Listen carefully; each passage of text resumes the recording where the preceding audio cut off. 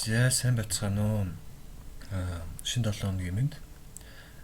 Одоо ингээд манай гүнзгий шатны сургалтын маань ерөнхийдөө бол одоо ингээд өнөөдөр эхэлж जैन. Тэгээд та бүхэн ажлын 7 хоногоо сайхан өнгөрүүлж байна уу. Тэгээд өнөөдөр яг 6 сарын 1-нд тэгээд анх сургалтаа хийж эхлэхдээ яг 6 сарын 1-ээс 7 сарын 1 хүртэл ч юм уу 31 хүртэл ч юм уу тий. Яг нэг сарын хугацаанд 4-7 хоногийн хугацаатай сургалтаа явуулчих гээд тооцож явж байгаад яг 6 сарын 1-нд нэг баяр болно гэдэг нь бас бахан юм донд явж байгаа мартаад тэгсэн бай. Гэхдээ яг өнөөдөр бас тэг хүмүүс маань баярлаад явж байгаа. Хичээлээ яг өнөөдөр ингээд явуулчих гэж бодлоо. За тэгээд сургалт маань ерөнхийдөө бол 4-7 хоногийн хугацаанд явагдана. За тэгээд 7 хоног болгон 4 одоо хичээлүүдэд анх судалсан өдөр ерөнхийдөө бол явуулчих гэж бодож байна. Тэгээд гүнзгий шатныхандаа бол эхний 2-7 хоног бол онлынхоо тий юу гэдэг гол анхаарах шаардлагатай өөр дээр одоо нэмж сурах шаардлагатай юмуд бол заагаад явчаад сүүлийн 2-7 хоногт нь бол юу гэдэг кейс стади буюу тийм одоо тэр аргачлал дээр хэрхэн ажиллах болон одоо юун дээр чарт дээр хэрхэн ажиллах одоо гүнзгий шатны ерөөхдөө хичээлүүдэд заагаад явчих гэж бодож байна тийм ээ. За тэгээд та бүхэн ерөөхдөө хичээлүүдээ өөрсдөө үзээд санал хүсэлттэй байх юм бол тэрийг мэйлээр ч юм уу тэгээд асууад яваарай. За тэгээд сургалтаа эхлэхээс өмнө юусэн заавраараа ороод тий сургалтын заавраараа дэлгэрэнгүй тайлбарлаад явчих гэж бодож байна. За тэгээд сургалт маань бол 7 хоног болгоо ямар хичээл явуулах вэ гэх юм бол видео хичээл явуулна. Тэгээд видео хичээл дээр заасан слайдыг нь бол явуулчихна. Тэгээд та бүхэн харах шаардлагатай бол слайд руу ороод хараарай. За тэгээд подкаст 7 хоног болгоо явуулчих гэж бодож байна. Тэгээд яг 2-3 хуудас юм бичээд явуулж байхаар бас зүгээр подкаст хэлбэрээр сонсох та хэдэд бас тий материалаа судлахад амар хялбар байх бүгднээс подкаст хийгээд явуулчих гэж бодлоо.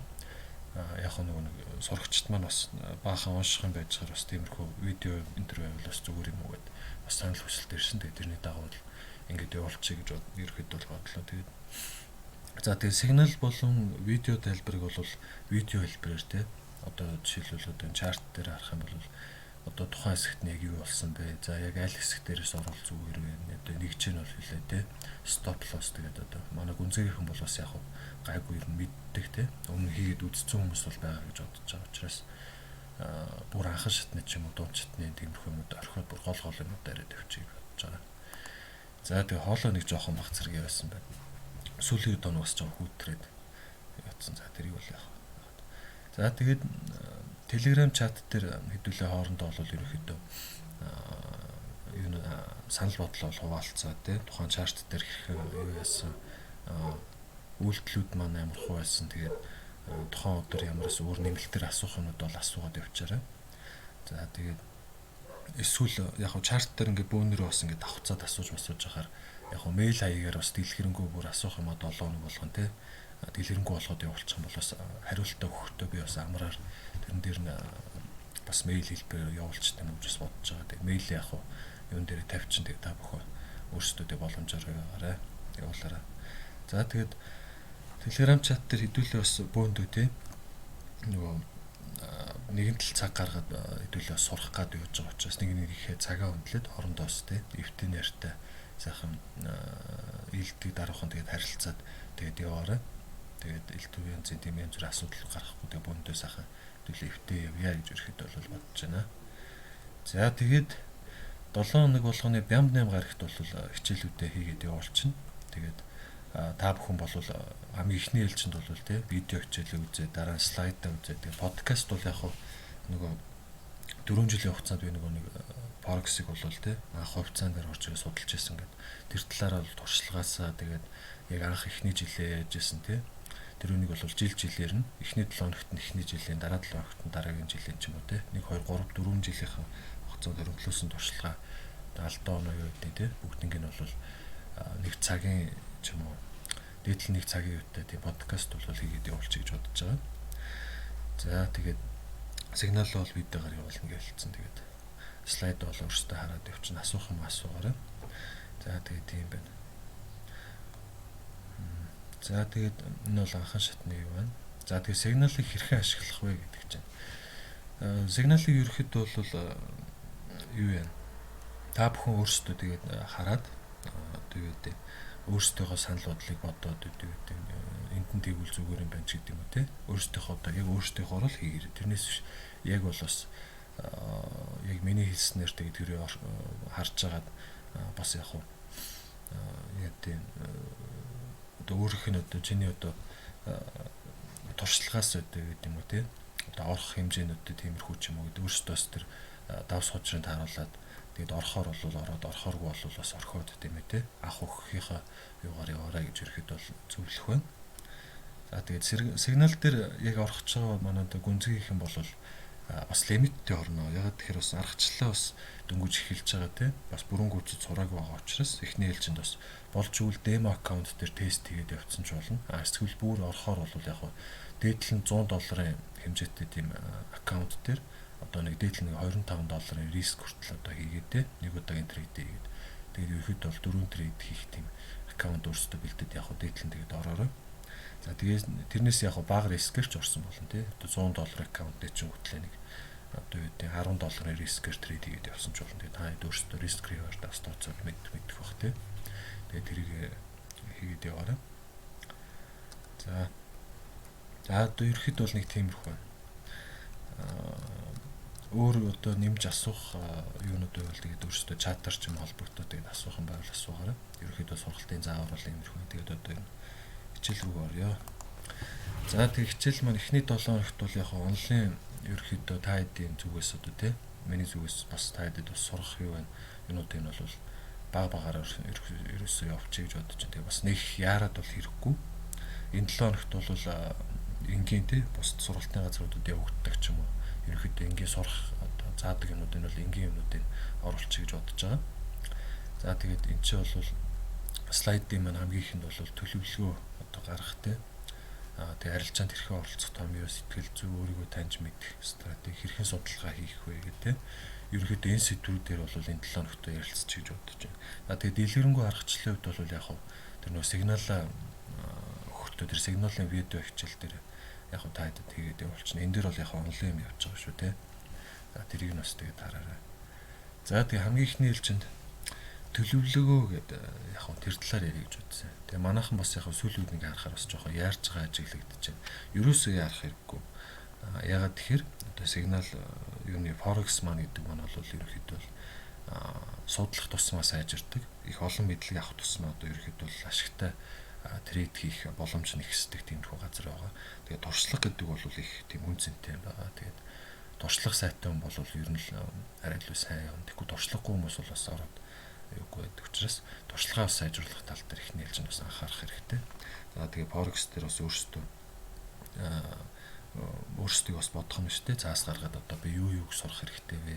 Аль аргачлалыг сурвал зүгээр вэ, тийм ээ? Тэгээ шаардлагатай хугацаа нь одоо ямар хугацаа байна гэд ерөөхдөө бол өөрсдөө төлөвлөгөөгөө ихний ээлжинд гаргах хэрэгтэй. Ерөөхдөө төлөвлөгөөтэй ижил ажил юм шүү, тийм ээ? За тэгээ хаанаас эхлэх гэдэг бас бодолцох хэрэгтэй. Ер нь л одоо ингээд нэг том одоо ингээд бүхэл одоо юу гэдэг тийм хийх зүйл байлаа. Тэрийг бол маш олон тийм жижигхэн бүтцэд хувааж агаад тэгээ бүтцээр нь тэрийг ал багаараа хийгээд явах юм бол арай илүү сурахад өхөн байдаг шүү. Тэрийг бас анхаараарай. За тэгээд төлөвлөгөөний араас арилжаа хийх томьёо гэдэг чинь тийм ээ. За энэ ч бол яг хуу энгийн тийм анхан шатны бас нэг тийм ерөнхийдөө бол мэдчих зүйтэй байх тийм трейд хийхдээ хичнээн хэмжээний төгрөгөөр одоо мөнгөөр доллар орч байт юм орох одоо тиймэрхүү юмыг бол хэлээд өгье гэж бодлоо. За тэгээ энэ дэр бол та өөрийн одоо сард ордог одоо олдог те орлого одоо гэдэг тийм тэнцэнээс одоо хэдэн хувийг одоо энэ Forex маркет зарцуулах боломжтой вэ гэдэг тооцох хэрэгтэй. Тэгэхгүй бол бас сард олж байгаа орлогоо бүгднийг нь бас өгөөдөж болохгүй. Одоо тодорхой хэмжээгээр бас явах хэрэгтэй. За тэгээ миний зүгээс яг зөвлөгөө маягаар бол та хэдэд сард үнэхээр олж байгаа орлогоос яг нэг 10% л нэг Forex-тэй бол нэг хөрөнгө оруулалт хэлбэрээр те оруулаасаа гэж ерөөхдөө бол зөвлөж байна. Ягаад тэгэхээр бол мэдээж хэрэг та хэд бол энийг одоо дөнгөж сурч эхэлж байгаа. Үнэхээр бол бас тэгээ 5-6 жил бас трейд хийгээд яагаасан тийм хүмүүс бас биш байгаа гэж бодож байна. Тийм учраас туршлагаа их нээлжин сайн хөрөнгөлүүлж авах хэрэгтэй шүү. Тэгээ тийм байна. Тэгээд 10% одоо сая төгрөгийн орлого олдог ч юм байл гэж бодоход тийм сард нэг 100,000 төгрөг одоо 100,000 төгрөг чинь хэд вэ? Нэг $40 $30 ч юм уу $35 бол сартаа нэг forex дээр оруулаад за тэгээд тэрийг бол тэр тухайн сард одоо юу гэдэг төлөвлөгөө risk reward гэдэг тэд одоо орох гэх тэрийг бол өөрсдөө тооцоод тэгж орохоор ер нь бол зүгээр юм байна гэж бодох хэрэгтэй. За тэгээд дээрэс нь нэмэлтээр зөвлөө гэх юм бол тэр орлож байгаа тэр өөрсдийнхөө орлогоос 20% аваад сар болгон бас хадгалж явах хэрэгтэй юм байлээ шүү. Энэ бол бас хөрөнгө оруулагч одоо маркет трендэд оролцдог хүмүүсийн хувьд бол бас өөрсдөд нь одоо тийм зөв хандлах те одоо дадал зуршил үүсгэх тийм одоо зөвлөгөө байгаа шүү. Энэ үнийг одоо зөв хандлагыг одоо ингээд өөртөө хөгжүүлээд явна гэдэг маань та хэдд бас ирээдүйд хэрэгтэй те. Одоо сард сая төгрөг олдог байлгахт 200 мянган төгрөгийг аваад таалт хийгээд тэр чинь нэг жилийн дараа гэхэд одоо хэд вэ те сая хэдэн зуун болоо. Тэгээд тэр чинь бас дараа нь тэр 20% чинь хадгаламж чинь бас хэрэгтэй шүү. За уучлаарай ингээд хоолой жоох явуулсан байна. За энэ дээр бол нэг иймэрхүү мэдээлэл байна. Та хэд тэгээд өөрсдөө авахыг аваад төлөвлөгөө гаргаад дээрээс нэмж судлах юм юу гэдгийг те судлах юмаа судлаад яваарай. За тэгээд сэтгэл зүй гэдээ ярьж байна. За энэ дээрээс ингээ харах юм бол маркет бол аратан. Тэгээд толгоогоо ажилуулахгүйгээр мөнгө оруулах юм бол та дорнод залгиж орхино гэдэг нэг иймэрхүү бичсэн байна те. Ерөнхийдөө бол хатуу хэлэх юм бол шууд би бол хэлээд явчих гэж бодож байна. Маркет бол нэр яг үннийг хэлэхэд бол чанга шүү хүмүүсээ тийм ээ. Үнэхээр тэгэж бол өнгөц бол хараад тэгээд нэг тийм ерөнхийдөө нэг өнгөц бол ерөөсөй харилцаж болохгүй. Та хэрвээ үнэхээр бодлогогүй мөнгө оруулаад орхих юм бол тэр мөнгө чинь алднаа тэг алга болно гэдэг бол үнэхээр сэтгэл зүйдээ бас анханаас нь суулгасан байх хэрэгтэй. За тэгээд үнэхээр сайн судалгаагаа хийгээд хөдөлмөрлөх тусмал таны одоо ашиг орлого олох хэмжээ чинь бол ихсээд одоо туршлагачаад явна гэдэг бол ойлгох хэрэгтэй. Тэрнээс биш та одоо зүгээр нэг ингэ сэтгэл хөдлөлөөр ерөөхдөө бол маркетд орж болохгүй гэдгийг бол ерөөхдөө бол ойлгож аваарай. За тийм байна. За тэгээд бидэнд үргэлж трейд хийх үеийн эргэлзээ төрдөг гэдэг. Ерөнхийдөө бол та трейд хийх өмнөхөн бол их эргэлзээ төрдөг бах те. Тэрийг бол бас бүх трейдерүүд л мэдж байгаа. Тэгээд яг одоо энэ нэг ингээ оруулсан ч одоо энэ ингээ тэгүүл яах вэ, ингүүл яах вэ гэдэг. Яг нь тэр үеийнхээ тэр эргэлзээг бас цаасан дээр бичиж аваад яг яагаад эргэлзээ болж байгаа те. Тэр үнийг засах талаас нь өөрсдөө бас өөрсдийнхөө одоо сэтгэл зүй дээр нэгсэнд ажиллаад өөрсдийнхөө сэтгэл зүйчл болж байгаа. Ерөөхдөө бол явж ижил хэдүүлээ бол ашигтай ажиллана гэдэг бас ойлгож авах хэрэгтэй. Тэгээд маркет бол эзэж танд одоо мөнгөийг бол амархаа өгөхгүй.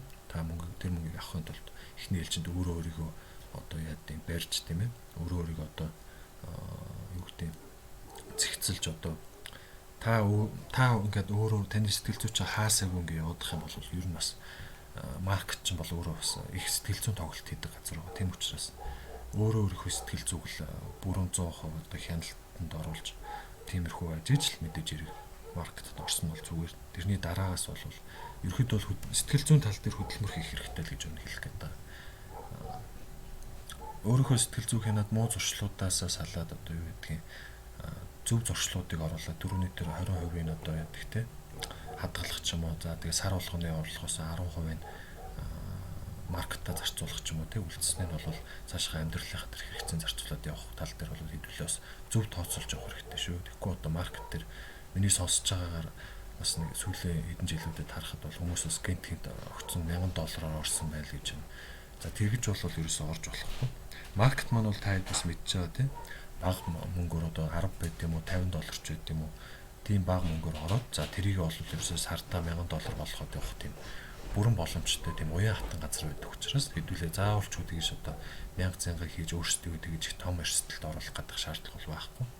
Үнэхээр яа ашиг орлогоо олдог бол хэдүүлээ үнэхээр чадвартай бол тий чадвараа ашиглаад нэг бага хэмжээний хөдөлмөр хийгээд нэг сартаа нэг өөрсдөө яа зэгцлээд тий сэтгэл зүгөө хянаад өөр дээрээ сайн ажиллаж байгаад маркет дээр нэг 100 мөн $50-100 орж байгаа. Тэрийг 1000 болгоод явах юм бол тэр бол зүгээр үнэхээр цаг хугацааны л асуудал байдаг шүү гэдэг бол та эдийг олгож аваасаа гэж хүсэж байна. За сэтгэл зүйн тал дээр бол юм байна. Гэхдээ энэ дээр бол өөрчлөлөө дараа 7 хоногт сэтгэл зүй бол ярих юм аюу их байна. Энэ хичээл маань бол ер нь аргачлал маань бол ерөөхдөө ихэнх сэтгэл зүйн талаас бол яригадад явчихна. Тэгээ маркет маань бол хэдүүлээ сэтгэл зүгэл хянаад явчих юм бол ерөнхийдөө бол их энгийн байдаг. За тэгээд энэ одоо юу стратеги төлөвлөгөөн дээр бол индикатор бол ерөөсөө ашиглахгүй.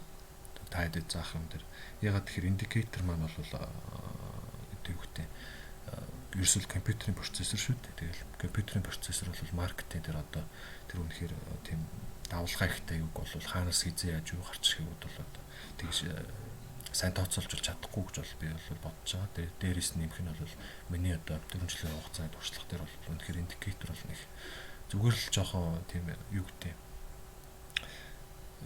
зүгээр чарт дээр индикатор оруулж яадаг байхад бол зүгээр л жоохон стресслэх нэмэгдэхээс бол өөр юм цаашгүй зүгээр ингээд таны цагийг л бол идээд байна л гэж ирэхэд бол ойлгох хэрэгтэй. За тийм байна. За тэгээд цаашаа үйлчлүүлээд явах юм бол өөрийгөө таньж мэдэх гэж. За тэгээд та одоо ирэхэд бол өөрийгөө таньж мэдэх нь цаас гаргаад одоо өөрийнхөө давуу тал, сул тал одоо яг трейд хийхэд ямар юу байсан тэрийг бол шударгаар өөртөө харьцах хэрэгтэй. Өөртөө шударгаар харьцаж явах тусмаа цаашаа одоо таны ирээдүйд одоо ашиг орлох олох уу гэж шийдэх. Тэрнээс та өөртөө худлаа яриад заавчлаа. Худлаагаар яриад тэгээд явах юм бол ирээдүйд гарах үрдэн чинь ч гэсэн одоо ерөөд бол худлаа байна гэдэг юм бол сайн ойлгож авах хэрэгтэй. Тиймээс өөртөө үнээр хандаа цаасан дээр одоо тухайн одоо өнгөрсөн сард алдсан мөнгө гэдэг юм уу те яг тухайн тэрийг одоо яагаад алдсан байна те яг тухайн тэр үед би юу гэж бодсон тэрийг яаж хийвэл ямар байсан бэ. За тэр алдсан чартаа дахиж гаргаж ирээд бас хараад те тухайн нөхцөл байдалд ямар хөө юу болсон байна. Үнэхээр бүгднийг процессэлж үчээд. За тэгж процессэлж үтснээсээ дараа өөрийн зүгээс засч чадах те боломжтой юмудаа хажууд нь бичээ. Тэрийгэ төлөвлөгөө гаргаад. За тэрийгэ 7 хоног болгонд нь ингээд бас хэрэгжүүлээд яваасаа гэж ирэхэд бол бодож байна. За тэгээд энэ ч бичсэн байгаа амиг бас дэлгэрэнгүй уншаад тэгээд байгаарай. За тэгээд цаашаа. За тэгээд стратеги гэж байна. Одоо миний таад заах арга маань бол ерөнхийдөө бол гүнзгий шатны арга. Эхний ээлжинд сурч байгаа хүмүүс бол яг Fibonacci, Gartley, Head and Shoulders гэдэг ийм бүх аргачлалуудыг бол зүгээр эхний ээлжинд сурчдаг. Энэ аргачлалууд бол энгийн аргачлалууд. Ягаад тэгэхээр бол хаасайг бол байж байдаг. Тэгээд хин ч ороо сурчих боломжтой. Гэхдээ энэ аргачлалуудыг бол хэдүүлээ зүгээр сурч аваад дараа нь чартер анализ хийхэд бол эднэр бол их хэрэг болно. Хэр олон аргачлалыг мэдэх тусмаа дараагийн шатандад бол тэр чартер анализ хийх тал дээр бол илүү дээрдэж эхэлдэг. Ягаад тэгэхээр одоо ингээд чарт ингээд нэг нүдээр харлаа. За одоо энэ чи Fibonacci ерөөхдөө бол явж чинь тэрний 60% явж чинь ч юм уу те. Gartley тэр нэг ихний 70-40-ны хэсэг явж чинь ч юм уу. Тэ ирээдүйд нэг жоохон төсөөлөн бодох логикчаар илүү хөгжиж өгдөг юм байлээ. Тэгээ энэ Head and Shoulders гэдэг. Тэгээд тэрэн дээр дөрвөллөд миний дараа 7 хоногт заах стратеги мөн бас нэмэгдэх учраас та хэд бас энэ Fibonacci, Gartley, Head and Shoulders, trend pattern гэдэг эднэрийг бас хэрвээ сурч байгаа дөрвөлцсөн бол дийлгэрэнгүйгээр бас нэг тэ хальталт ороод хараарай. Яг би нүунийг одоо юун дээр чартерын слайдаа дуусгачаад яг ороод бас бэктест хийх яаж хийх вэ гэдэг дээр бол нэг дийлгэрэнгүй хэлээд өгчнө. Тэгээд яг дан ганц эднээс гадна өөр бас янз бүрийн стратегиуд байдаг те. Тэднийг бас нэмээд судалсан байхад бол таад бол хэрэгтэй. Гэхдээ бол яг эднэртээр дөрүүлж бол бас трейдэд оролцсон гэдэг бол эднэр маань бол яг өмнө хэлэхэд бол үнэхээр нэг 40% нь win rate тэгээ 60% нь loss rateтэй байдаг тийм ээ. Тийм учраас бас яг байнга бол ашигтай байж чаддаг учраас эднэрийг зүгээр ирээдүйд одоо миний заах юм дээр заах одоо тэр аргачлалын нэг хэсэг болж байгаа гэдэг бол мэдэж авах хэрэгтэй. За тэгээд одоо ерөөхдөө судалгаа хийх гэдэг. Ерөөхдөө бол бид нэр трейдерүүд тэгээд судалгаа хийх хөвчлээ хийж явж байгаа. Тэгээд тэр тал дээр бол бас та хэдэг үл эхнээс нь ахуулаад баг зэрэг те өрхөө зүгээс зөвлөх юмудаа хэлээд явчих гэж бодсон байгаа. Тэгээд эхний ээлжинд ерөөхдөө бол өөрийгөө бэлтгэх хэрэгтэй. Их хэмжээний материал ч юм уу тэ уншаад одоо тэнцэнээс хэрэгтэй мэдээллийг олж авах. За тэгээд тэр тухайн мэдээллүүдээ хаанаас олж авах, ямар хөө ерөөхдөө бол листлээд процесслоод тэнцэнээс авах мэдээллүүдээ аваад тэгээд бас цагийг яаж хэрхэн зүйтэй ашиглах талаас цагаа яаж хэмнэх талаас бас тэр тал дээр суралцах хэрэгтэй талаар энэ ч бол ингэж бичсэн байна. Тэгээд яг энэ ч нэг харах юм бол та эхний ээлжинд маш их материал болон бичлэг үзэж тэндээс зөв хэрэгтэй мэдээлэл олоход өөрийгөө бэлдэх хэрэгтэй гэдэг иймэрхүү хэсэг байна. Тэгээд цаасан дээр тухайн мэдээллийг олж авч болох газруудыг тэмдэглэхэд яг энэний дагуу та өөрөөр нөгөө төлөвлөгөө гаргах гэдэг чинь энэ аахгүй би яг төлөвлөгөө гаргахад нь төхөн байх үүднээс иймэрхүү жижиг сажиг юмудаа ингээд оруулчих. Та хэд бол энийг үзэж судалчаад тэгээд дараа нь бол толгоонд тэгээ бодож хагаад ирээдүйд явах юмудаа ингээд нааш ингээд тийм ерөөсөн хамгийн эцсийн цагийг гаргачаад тэгээд тэнд хүрэх замуудаа ингээд эхнээс нь ахуулаад төлөвлөд эхлэх нь шүү. Тэгээд аль зам нь яавал зүгээр вэ? Аль зам нь одоо таны өөрийн одоо юу гэдэг ажил хичээл юу гэдэг те цаав цагт одоо тахирхоор байна гэдэг. Тэгээд тэр одоо олон замуудаас сонгоод тэр төлөвлөгөөндөө багтаагаад өөрийн гэсэн одоо те бүх юм гаргах нь. Тэгээд тэмдэглэсэн газруудаас материалуудаа олох хэрэгтэй гэдэг.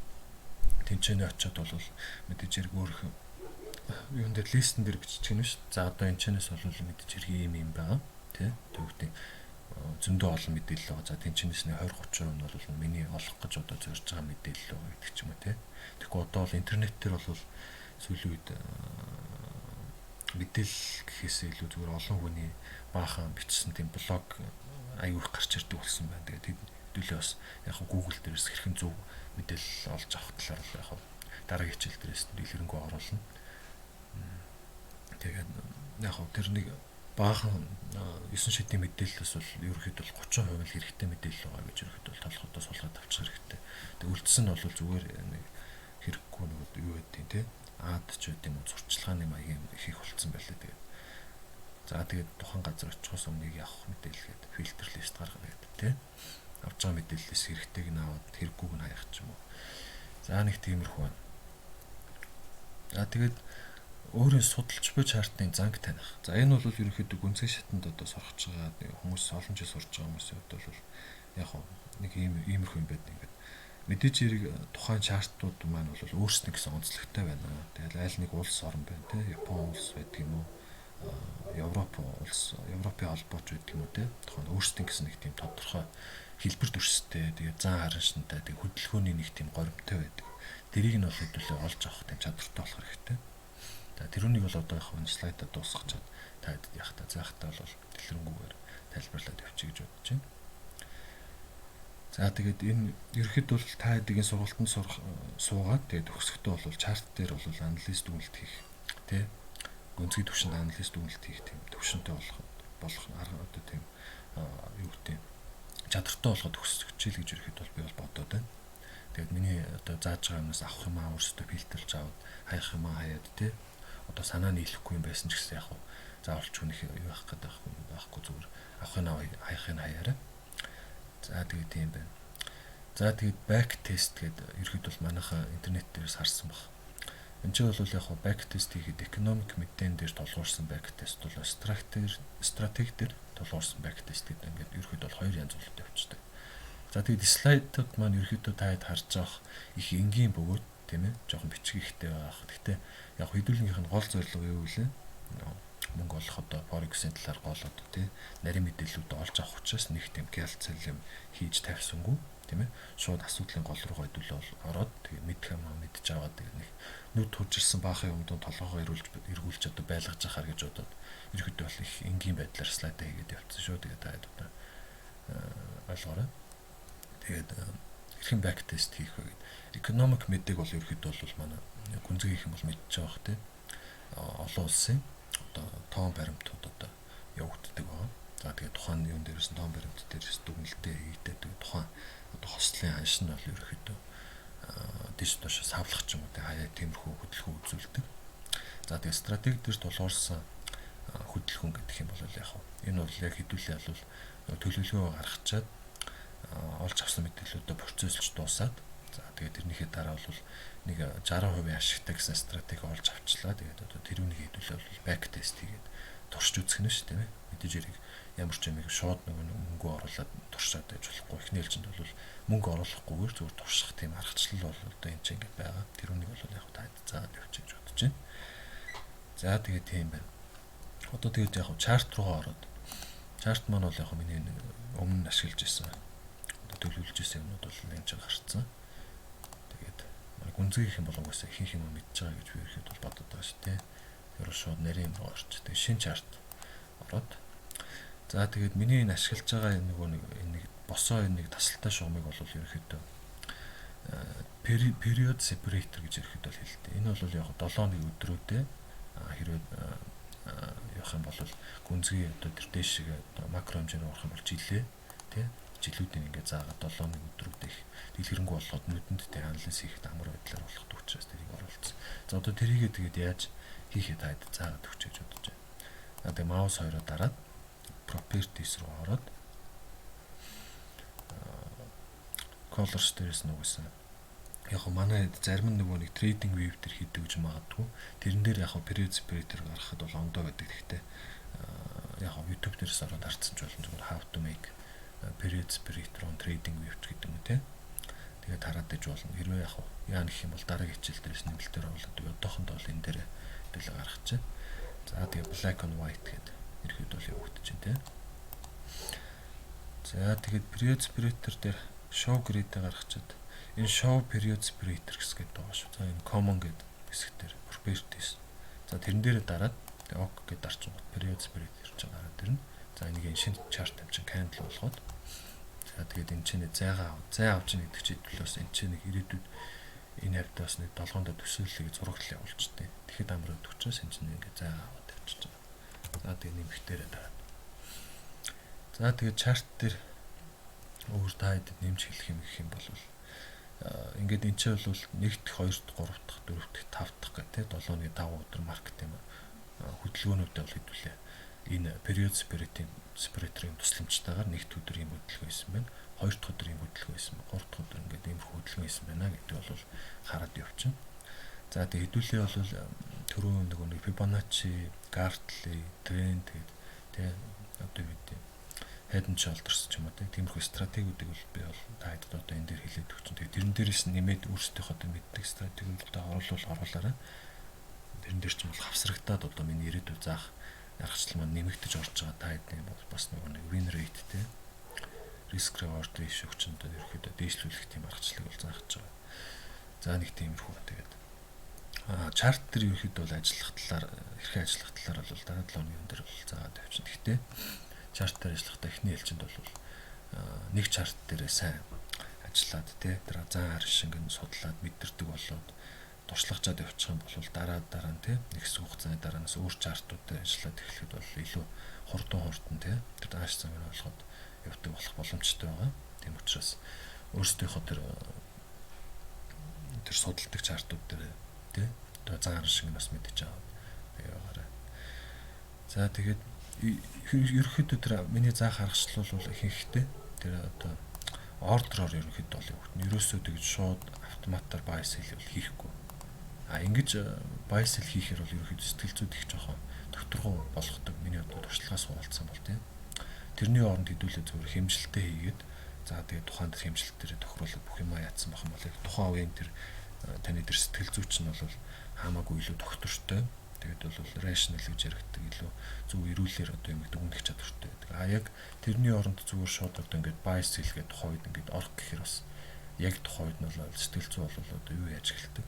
Хэлбэлцээд одоо бас жоохон докторгүй болж эхэлдэг учраас хэвлээ буруу одоо шийдвэр гаргах одоо хагтал нэгсдэг юм байна гэдэг бол ерөөхдөө бол миний туршлагаас харагддаг юм байлээ.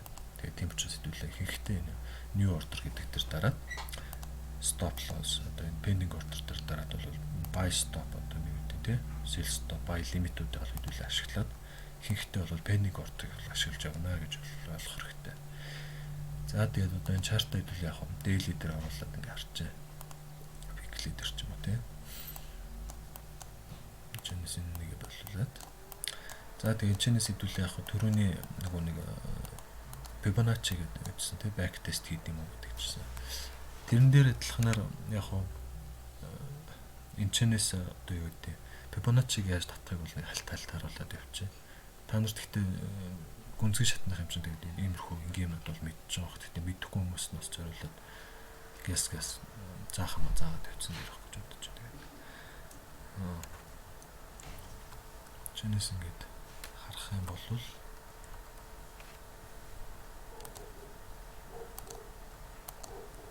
ерөөхдөө чарт маань ингээд бүхэлдээ бол харагдаж байгаа шүү дээ.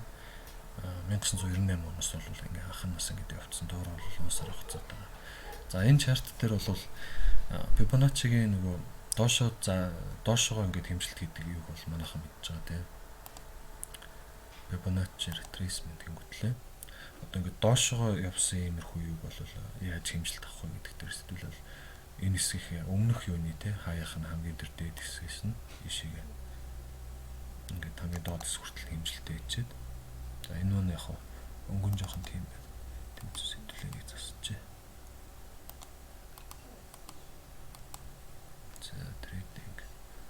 project list Fibonacci edit гэдэг. Яг энэ нэг хараа нэг жоохон нүдэн тайтайхан оруулахгүй бол Olive green ч юм уу те болохгүй бол энэ маань толох хэрэглэр болгоч. За тэгээд тэнгуут л Fibonacci ч юм бол яг доошгоо хэрвээ доошгоо яаж байгаа тийм retracement хийх тохиолдолд бол те хэдүүлээ доошгоо их өмнөх нөгөө нэг хаяасаа тэгээд тэр доотлын хамгийн доод хэсгийн лог хүртэл ингээд тэмдэглэсэн доошоо буудсан байгаа энэ тренд хэсэг дээр бол Fibonacci ингээд шууд тавьчихдаг байгаа хэмжилттэй. За тэгэнгүүтлээ Fibonacci-гийнхаа хаанаас нь ерөөхдөө буулгах байх юм бол Fibonacci-гийн 50 гэсэн энэ шугам дээрээс сел хийх ч юм уу те. Одоо энэ ч юм бол дээш явж байгаа энэ 50 дээр төхөж ирч бол яг хүрээг өмөртлөөсөө бууцаа харагч байна. Гэхдээ ерөөхдөө бол энэ аргачлалыг ашиглахдаа 50 дээрээс буунаа эсвэл 61.8 дээрээс буух ч юм уу те. Эсвэл энэ 23 болон 38.2 гэсэн энэ юмнуудыг бол support resistance зүгээр Fibonacci-гаар хэмжээд бол тавьчихдаг байгаа. Тэгээд та бүхэн яг хийхээр бол insert-ээс Fibonacci retracement гэж гаргаж ирээд орчих боломжтой. Тийм байна уу. За тэгээд энэ дээр бол нэг иймэрхүү. За тэгээд өөр chart дээр яг Fibonacci-ийнхаа юуг харуулъя гэх юм бол иймэрхүү. Зүгээр энгийн тийм энгийн хэмжээний Fibonacci-г л оруулж ирэх гэдэг л да. За та гэхдээ бүр гүнзгий дээр юу хийж байгаа учраас зарим нэг судлах юмуд бол юу яач тэ өөрсдөө дийлэнгүй харах юм бол харчаад тэгээд надаас асуух юм бол тэг асуугаад яваарай. За энэ ч бол нэг 61.8 тамир гэж байна. Fibonacci гээд retracement-ээс доороос дээш ингээд татж байгаа юм дээр бол хаяр руу наваачаад.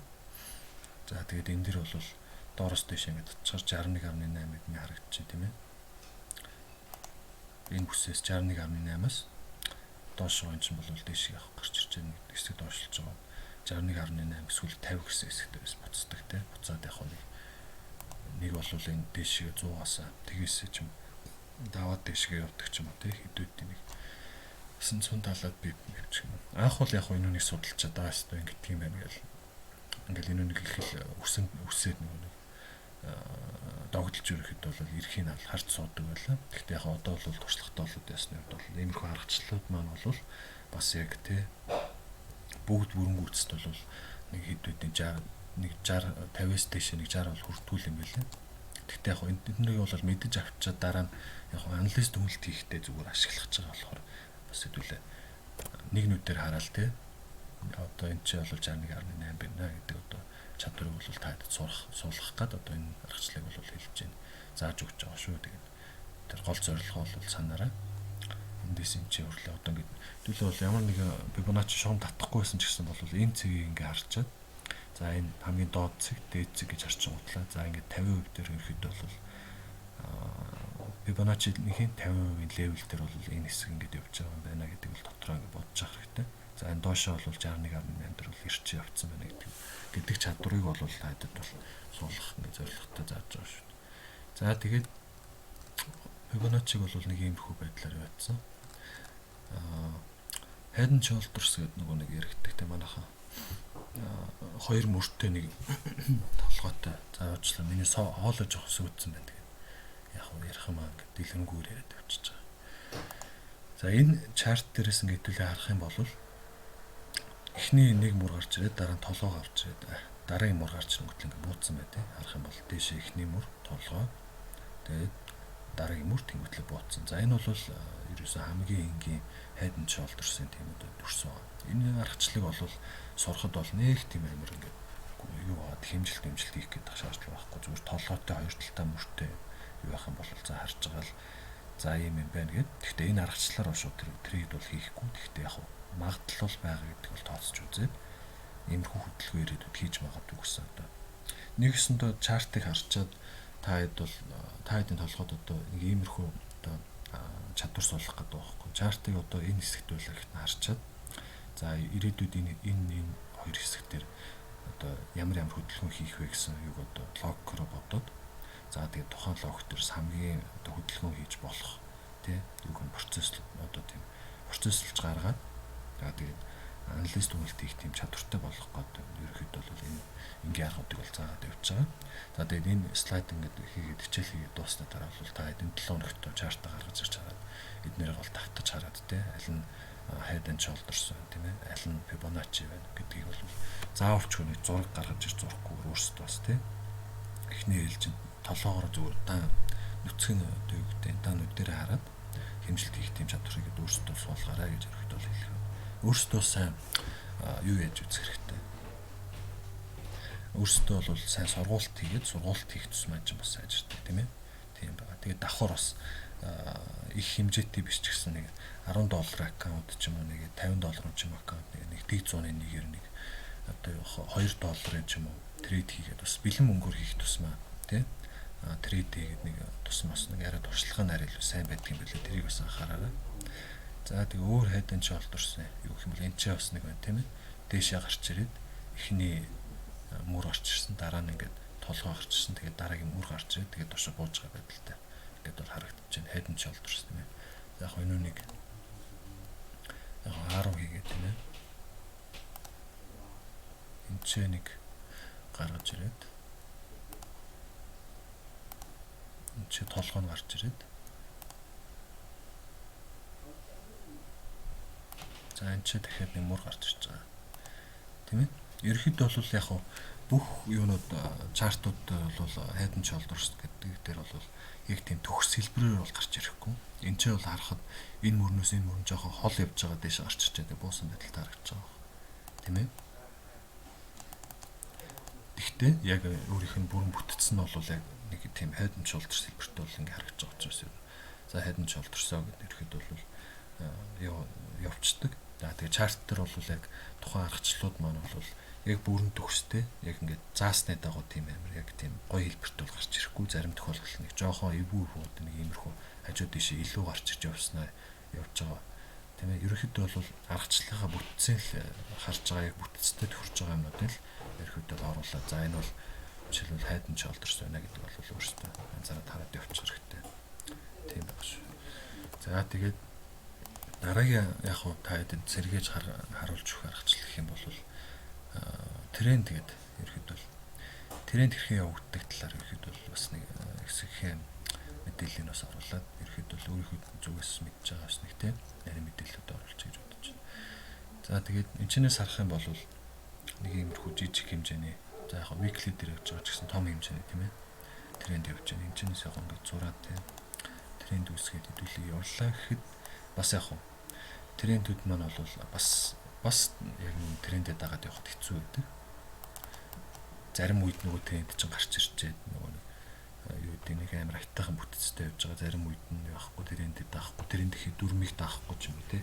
Яг хизээ трендээсээ одоо энэ хэсэг дээр гарч ирж байгаа шиг ингэж брейк аут хийж гарах юм мэддэхгүй ч юм уу. Тиймэрхүү хүнд ерөөхдөө бол байдаг.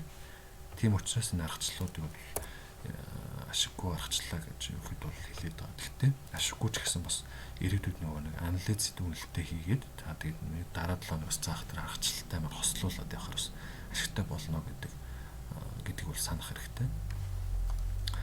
За тэгээд өөр та хэдэд харуулах айтайхан. За энэ бол нөгөө нэг миний яриадсан тийм айтайхан тренд ч бол үүсцэн чи явж байна. Ингээд хараа. Их харахад нүдэнд дэвтэх юм те. Тэгээд дээдлийн ундаа ингээд хурчээ доотлолтой өрөө дээдэлтэй ингээд ерхэд бол харах юм бол 1 2 3 4 гэдэг ингээд явцсан байна тийм ээ. За миний зүгээс яг хэлэхэд бол тренд дээр бол 4 удаа ингээд аль нэг бүсэд ингээд дээш доошоо явцсан тохиолдол дараагийнхаас нь бол буцаа доошлдог байгаа гэсэн яг зөвлөмжийг бол та хэд тэлж өгч байгаа. Тэгээд тэр зөвлөмжийнхаа дагуу бол яг та харж байгаад ерөөдөө тренд нэг иймэрхүү тренд үүсчихэд 4 удаа те яг энэ дээд талдаа бол 1 2 3 за 4 гэдэг ингээ хүрсэн тохиолдол буцаад доошлохдоо бол трендээс брейк аут хийх чинь гэж ерөөдөө бол хараарай. Энэ яг аргачлал бол яг бас тренд дээр даах хамгийн гайгүй ашигтай аргачлал учраас тэрний хэрвээ нэг газар та нар тренд иймэрхүү цэвэрхэн тренд гэж яригддаг. Цэвэр юм бүтэц сайтай юм тренд дээр хэрвээ та ингээд тааралтай явах юм бол бас breakout хийх боломжтой бас олж авах боломжтой байх шүү гэдэг хараа. За тэгээ тренд дээр ороход бол бас их ярихтэй тийм. Тренд ингээ хийчээд орохгүй тэгээд явангуут л хэдүүлэн хэмжээс явахаар стоп лоссоо тавих ч юм уу тэр хэмжилтийн тухайн юм бол бас нэг жоохон юутай байдаг. Бага стоп лосс оруулчаад явуулдаг ч юм уу тиймэрхүү хэмжээтэй бол байдаг. Тэрийг бол анхаараарай. За тэгээд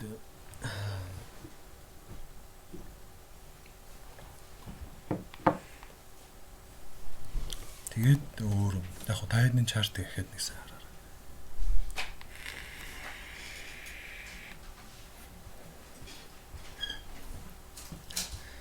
Тренд зурчлаарай.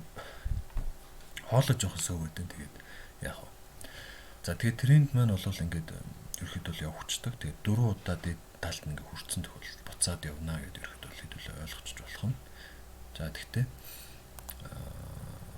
энэ ч ингээд жишээлбэл тэг яг энэ үсэгт хурчингүүтлээ буунаа гэж тооцоолоод хэдүүлээ ингээд юугаа ортроо тавьсан байх гэхдээ энэ бол дээшээ ингээд хараа 118 pip гэдэг явцсан байгаа. Тэм тренд байхгүй. Тэгэхээр бас энэ тренд дээр яаж одоо энэ 118 яаж одоо энэ дээшээ яг энэ дээдлийн цэг дээрээс орох вэ гэдэг нарийн аргачлалыг бол би одоо таад дараа 7 хоногс зааж өгч байгаа. Тэгээ тийм учраас их нээлцэнд бол таад энэ тренд юу гэдэг хайдан шолдорс бүх аргачлалаа нарийнтэй юунуудыг бас сэргийгээд хараарай. Одоо энэний дагуу ингээ back test ирэхэд бол хийгээд явж байгаа юм шигтэй харчиж болно. За тренд дээр бол нэг иймэрхүү. За тэгээд одоо нөгөө Gartley butterfly гэдэг яригддаг аргачлалын талаар яг харъя тийм ээ. За тэр бол яг Euro USD дээр их хайтайхан Gartley бол үүссэн ба тэрнийг бол хэдүүл авч чаад харч гэж бодож байна. Daily дээр. За одоо энэ чинь бол ингээд Gartley үүсэж байгаа харагдаж байна тийм ээ. Ингээд эхний одоо юуны Gartley butterfly эхний одоо даалгавч нь бол энэ чинь ингээд энэ хэсгээр 3 орчинд хэлбэртэй дүрс үүссэн. За тэнгуүтлээ энэ чинь ингээд дээшээ доошоо нэг жоохоо яаж чаад голын нөгөө холбоос хэсэг нь те дараагийн butterfly-ийн холбоос хэсэг нь үүсэнгүүтлээ дараагийнхаа нөгөө butterfly-д хүрэх гээд дээшээ том ингээ ахмиг хэмжээний те хөдөлгөөнийг хийж байгаа харагдаж байгаа байхгүй.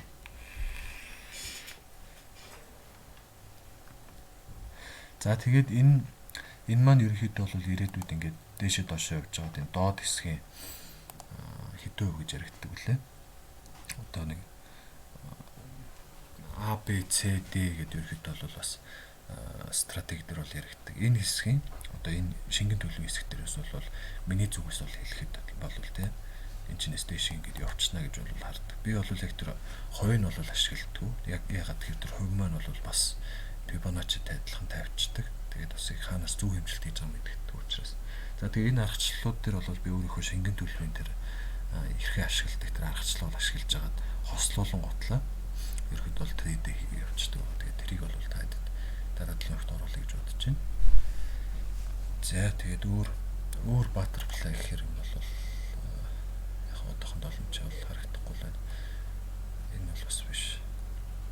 За нэг иймэрхүү байдлаар бол чарт дээр хэдүүлээ ингээд гүйлгээд те өмнөх юмуд бол ингээд харчихна.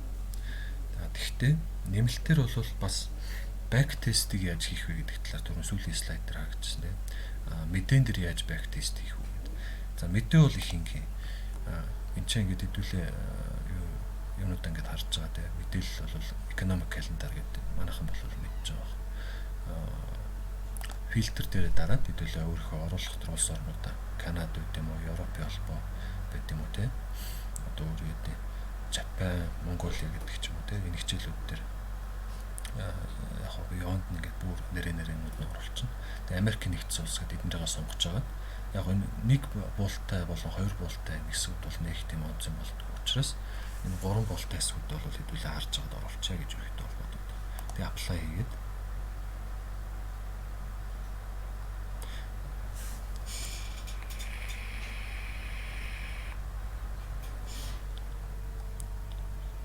за тэг apply хийнгүүт бид нарын дээр одоо зааж хэлж өгсөн тэр одоо нарийн үнэтэй улс орнуудын мэдээллүүдийг гараад ирчихэж байгаа.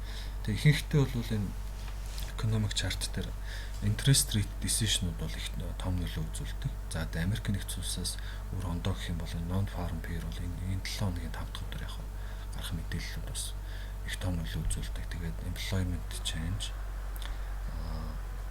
юу гэдэг retail sales, consumer price index, GDP гэдэг тийм gross domestic products гэдэг. Яг тэр хичээлүүд маань тэр мэдээллүүд маань одоо экономик мэдээнүүд маань бол ерөөхдөө бол хөдөлгөөн баг зэрэг хийждэг. За тэгээ энэ чинээс би яг яаж back test хийхин таад за тухайн юм дээр ингээд дарлаа дараагийн юм гарч ирлээ тийм ээ.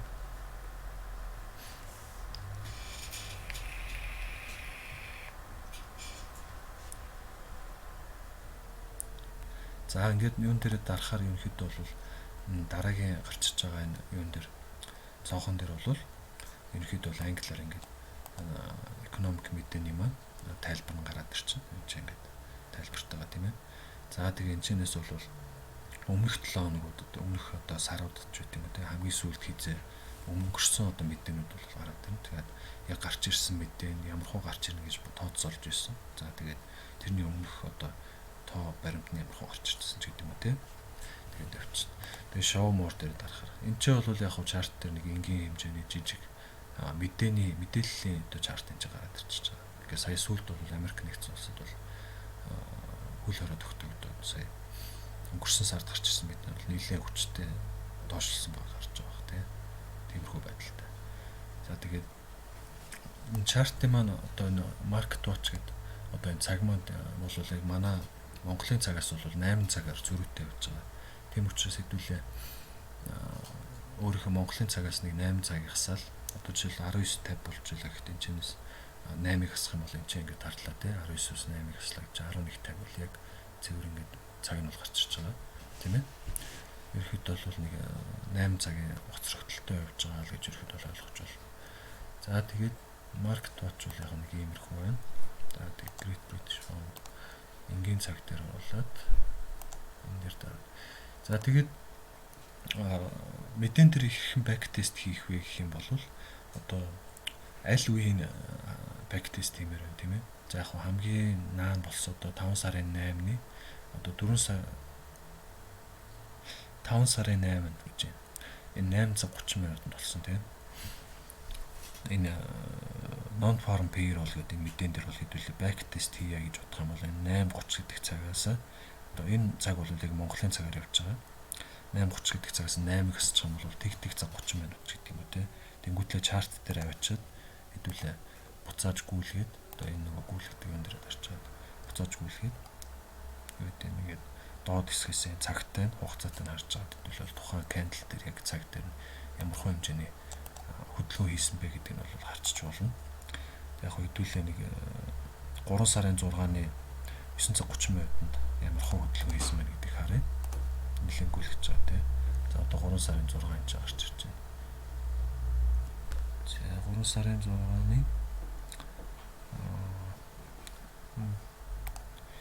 3 сарын 6-ны 9:30 минут гэдэг чинь 8-ыг хасахаар 1:30 минут гэсэн үг. 3 сарын 6. За ингээд одоо 1 цаг гэж байна тийм. За энэ ч бол нэг актер хөдөлгөөн хийгээгүй нэг 8 pp хөдөлгөөн ерөөхдөө бол хийсэн ч гэдэг юм тийм. Сүүлийн үед яг энэ жилээс нэг экономик мэдэн дээр гарч ирэх хөдөлгөөн нь ерөөхдөө бол багасчаад байна. Би бол гайхаад байна яг. Өнгөрсөн жил болон тэрний өмнөх жилүүдэд бол экономик мэдэн дээр бол ихэнхдээ 100-200 pp хөдөлгөөн бол хийжсэн. Тэгээд энэ жил арай багасч байна. Гэхдээ яг төлөө бас ирээдүйд бас анхаарал явахд бол хэрэгтэй. За тэгээд 3 сарын 6-ны мэдээнд бол яг төлөвлөж гарч ирж магадгүй гэжснээс бол их гарч ирсэн. За тэгээд өмнөхтэйг бол адилхан гарч ирсэн байна гэхээр яг 3 сарын 6-ны мэдээ бол нэг актер их хөдөлгөөн бол хийгдэг үлээ. За тэгээд нэг иймэрхүү байдлаар бол back test-ийг бол хийн. За тэгээд ерөнхийдөө бол өөр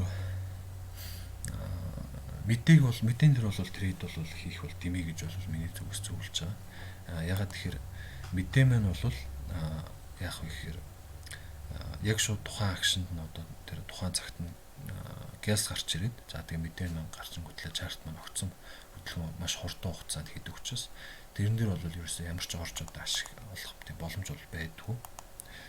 би бол өөрөө мэдэн дээр бол 1 жилийн хугацаанд трейд хийгээд туршлагатай болоод бол явагдсан. Тийм учраас бол зөвлөхөд бол мэдэн дээр бол орохгүйгээр аль болох зүгээр 7 хоног болгоо энэ юугаа 7 хоног болгоны мэдээнийхэн чартыг гаргаж ирж хараад тийм ээ ямар мэдээ за тухайн тэр мэдээ болох үеэр нь хэдүүлээ бол оруулсан байгаа тэр трейд бол гаргаад тийм ээ одоо тэр оруулах гэж байгаа ч юм уу трейд гаргаад ч юм уу мэдээ болоод дууссаны дараа тэр оруулах гэж байгаа тэр юугаа ордроо оруулаад тийм тэгээд явах бол боломжтой байгаа шүү гэдгийг бол та хэдэд бол хэлэх байна.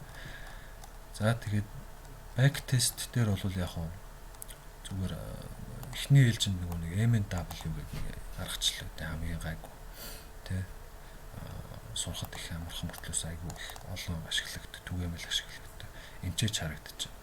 За ингээд дээш явж байгаа 2 удаа тест хийж байгаа. Өсгөний эхний юу за 2 төвөngөд доошо бууцсан тийм. За энэ ч бол W-тэй адилхан доошо бунготлаа ингээд дээш олцсон.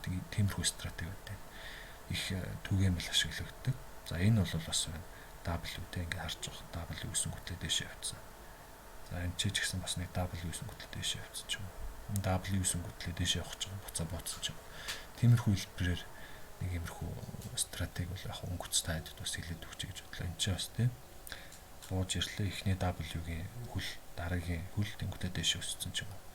Тиймэрхүү. За тэгээд иймэрхүү W дээр back test хийлээ гэж бодох юм бол хэр ашигтай вэ гэдгийг нь бол хэдүүл ингээд яг тооцож үзье бол 1 гарч ирлээ ашигтай гарч ирсэн W нь тийм 2 W гараад ашигтай болсон. За энэ чинь 3 ашигтай болсон гэдэг ч юм уу. Ерөнхийдөө бол иймэрхүү байдлаар 10 ширхэг хэмжилт хийгээд тухайн 10 хэмжилтээс нь хэдэн ашигтай хэдэн ашиггүйг харж агаад ерөнхийдөө бол back test-ийг тухайн аргачлалаа бол ашигтай үгүйг нь бол хэмжээд үзчихдэг байгаа. За тэгээд ерөнхийдөө бол та хэдэд бас мэдээлэл нэлээд шахуу хүрэх юутай их хэмжээний мэдээлэл бас хүрэж гин үү яаж байна.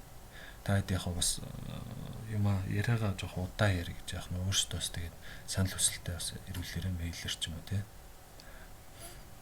За тэгээд нэг тиймэрхүү.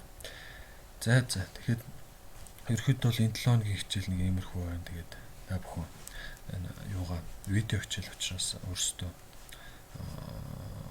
энэ ч сурсан юм а тий чарт дээр 7 хоногт ерөөсөө ямар л чарт байна, ямар хуу аргачлал байна тий. Тэднийгээ бүгднийг сэргээгээд энэ 7 хоногт одоо миний заасан юмнуудыг бүгднийг бүтцжүүлээд процесстэй болгоод миний яг хэлэх зөвлөгөө гэвэл яг миний энэ слайдуудад заасны давуу тий заасан дээр бичээд одоо юу гэдэг одоо энэ 10% ч юм уу 20% ч юм уу төлөвлөгөөнүүдээ гаргаад тэгээд энэ дээр хийсэн тэр стратегиуд тий энэ стратегиуд чарт дээр хэмжилтээ хийгээд ерөөхдөө толгоонд гартаа оруулаад тэгээд сураад аваарай энэ 7 хоногт амж. За тэгээд би подкаст яг өнөөдөртөө амжуул хийгээд явуулчихна. Хоолой жоохон сөг байгаа болохоор явуулчих юм уу гэж явуулчлаа. Болохгүй бол маргааш явуулсан. Тэгээд сигнал юугаа бол одоо ингэ явуулна гэж бодож байна. Тэгээд за нэг тиймэрхүү. За сигналаа баг яг би өнөөдөр ингээд зүйлүүд ингээ хараад байна. Яг ингээ бас нарийн биш бахтан та хэдэд бас тий ашиггүй сигнал өгөөд яг тий. Тийм байгаа учраас яг би бол сигнал өгөхдөө харж байгаад үнэхээр яг баталгаатай байна гэж 100% бодно гэж бодсон үед бол та хэдэд сигнал өгч байгаа. Болохоор сигналыг бол бас яг аль ч үед өгч магадгүй. Гэхдээ бол өгсөн тохиолдолд бол би шууд бичлэгээ хийгээд тэгээ бүгдэнд анхаарлаа тэлчин тэгээд видео хэлбэр явуулчих. Эхний ээлжинд бол та хэдэд одоо ингээд энэ хичээлээ явуулж та хэд ингээд эднэргээ харж судлаад тэгээд одоо миний хэлсний дагуу ингээд back test-үүдээ хийж үзээд тэр Fibonacci юу гэдэг Gartley гэсэн стратегиудаа нэмж хараад төлөвлөгөө гаргаад за тэгээд тэр гэрийн даалгавар гэх юм уу те энэ одоо юуг бол ерөөхдөө та хэд бас өөрсдөө тэгээд хийгээрэй.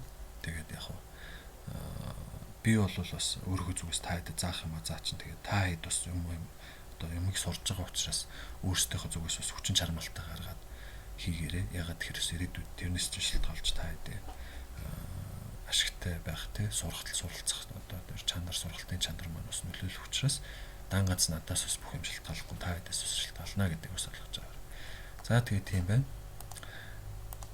Сургалтыг маань сонирхож оролцсон та бүхэндээ баярлалаа. Тэгээд дараа 7 хоногийнхаа сургалтыг одоо энэ хагас санд оруулна тэгээд тийм байна. За тэгээд хэдүүлээ чарт дээр юун дээр Telegram чарт дээр харилцъя. За баяр та.